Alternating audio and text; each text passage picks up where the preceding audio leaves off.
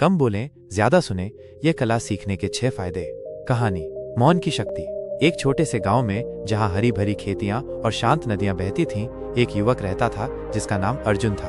अर्जुन स्वभाव से बहुत बातूनी था। उसे हर बात पर अपनी राय देनी होती थी, हर चर्चा में आगे रहना होता था। उसकी ये आदत अक्सर उसे मुश्किल में डाल देती थी।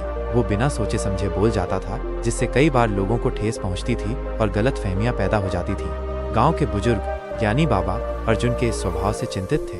उन्होंने कई बार उसे समझाने की कोशिश की थी कि कम बोलना और ज्यादा सुनना जीवन की एक महत्वपूर्ण कला है, लेकिन अर्जुन उनकी बातों को अनसुना कर देता था। उसे लगता था कि बोलने में ही उसकी बुद्धिमानी और महत्ता है। एक दिन गांव में एक विवाद हो गया। 2 किसान अपनी जमीन की सीमा को लेकर आपस में झगड़ रहे थे। बात इतनी बढ़ गई कि हाथापाई की नौबत आ गई। गांव के लोग इकट्ठा हो गए और अपनी अपनी राय देने लगे। अर्जुन भी वहां मौजूद था और हमेशा की तरह वो भी अपनी आवाज बुलंद करके अपनी बात रखने की कोशिश कर रहा था। शोरगुल और अराजकता के बीच ज्ञानी बाबा शांत खड़े थे। जब लोगों का बोलना कुछ कम हुआ तो उन्होंने धीरे से अपनी बात शुरू की। उनकी आवाज में एक गजब की शांति और स्थिरता थी, जिसने धीरे धीरे सभी को चुप करा दिया।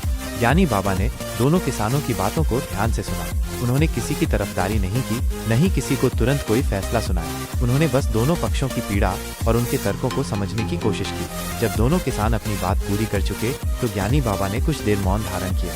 अर्जुन को ये देखकर बड़ी हैरानी हुई। हमेशा अपनी राय देने वाले ज्ञानी बाबा आज चुप क्यों हैं? उसे लगा कि शायद बाबा को इस झगड़े की गंभीरता का अंदाजा नहीं है। कुछ देर बाद ज्ञानी बाबा ने बहुत ही शांत और सुलझे हुए तरीके से दोनों किसानों को समझाया। उन्होंने उनके पुराने रिश्तों की याद दिलाई, जमीन की महत्ता बताई और आपसी सहयोग की आवश्यकता पर जोर दिया। उनकी बातों में इतनी सच्चाई और करुणा थी कि दोनों किसानों का गुस्सा धीरे धीरे शांत हो गया। अंततः वे दोनों आपसी सहमति से विवाद को सुलझाने के लिए तैयार हो गए। अर्जुन ये सब देखकर हैरान था। ज्ञानी बाबा ने बिना ज्यादा बोले, बिना किसी पर दबाव डाले, इतनी आसानी से इस मुश्किल झगड़े को कैसे सुलझा दिया। उस दिन अर्जुन को पहली बार महसूस हुआ कि शायद कम बोलने में भी कोई शक्ति है।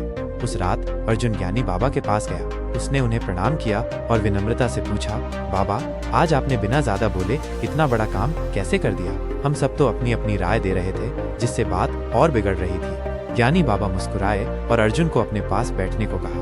उन्होंने कहा, अर्जुन, बोलने से ज्यादा सुनना महत्वपूर्ण है। जब हम ध्यान से सुनते हैं तो हम दूसरों की भावनाओं, उनकी जरूरतों और उनके विचारों को बेहतर ढंग से समझ पाते हैं।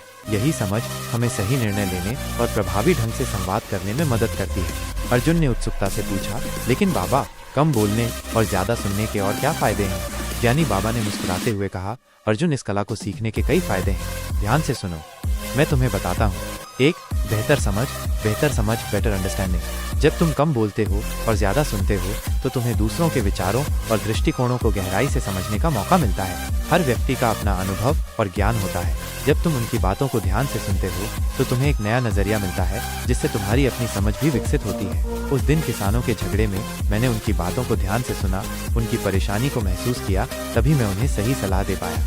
अर्जुन को याद आया कि कैसे वो हमेशा दूसरों की बात पूरी होने से पहले ही अपनी राय दे देता था, जिससे अक्सर वो उनकी पूरी बात समझ ही नहीं पाता था। 2. कम गलतियाँ, फ्यूअर मिस्टेक्स। जब तुम बिना सोचे समझे बोलते हो तो अक्सर ऐसी बातें कह जाते हो जिनका तुम्हें बाद में पछतावा होता है। जल्दबाजी में बोले गए शब्द गलतफहमियां पैदा कर सकते हैं और रिश्तों को खराब कर सकते हैं। लेकिन जब तुम पहले सुनते हो और फिर सोच समझकर बोलते हो तो गलतियां करने की संभावना बहुत कम हो जाती है। तुमने देखा होगा अर्जुन कि जब तुम बिना विचारे कुछ कह देते हो तो अक्सर तुम्हें अपनी बात वापस लेनी पड़ती है या सफाई देनी पड़ती है।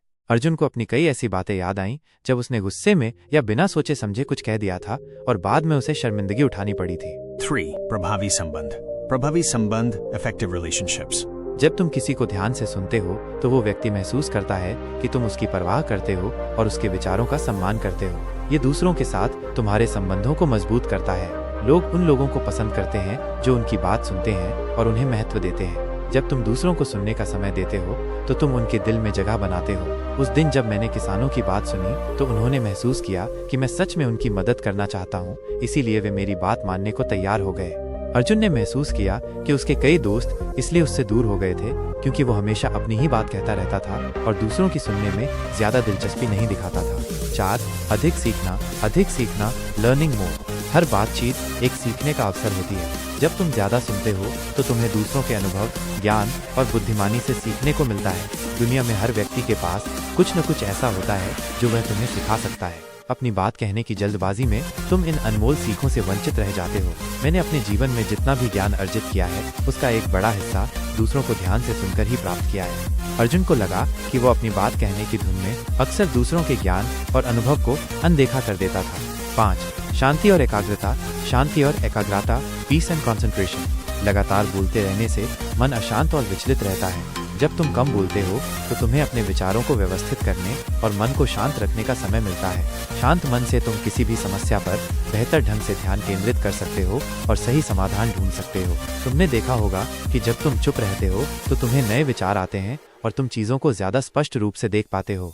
अर्जुन ने महसूस किया कि उसका हमेशा बोलते रहना उसके मन को थका देता था और उसे किसी भी काम में ध्यान लगाने में मुश्किल होती थी। 6. बुद्धिमानी और सम्मान। बुद्धिमानी और सम्मान, विजडम एंड रिस्पेक्ट। जो व्यक्ति सोच समझकर बोलता है और दूसरों की बातों को ध्यान से सुनता है उसे बुद्धिमान माना जाता है।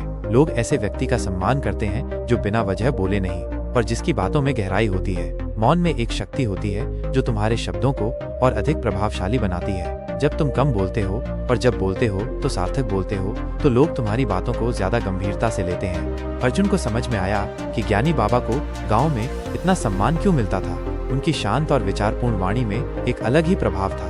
ज्ञानी बाबा ने आगे कहा, अर्जुन, कम बोलना और ज्यादा सुनना एक दिन में सीखने वाली कला नहीं है। इसके लिए अभ्यास और धैर्य की आवश्यकता होती है। तुम्हें अपनी बात कहने की इच्छा को नियंत्रित करना होगा और दूसरों की बातों में सच्ची रुचि दिखानी होगी।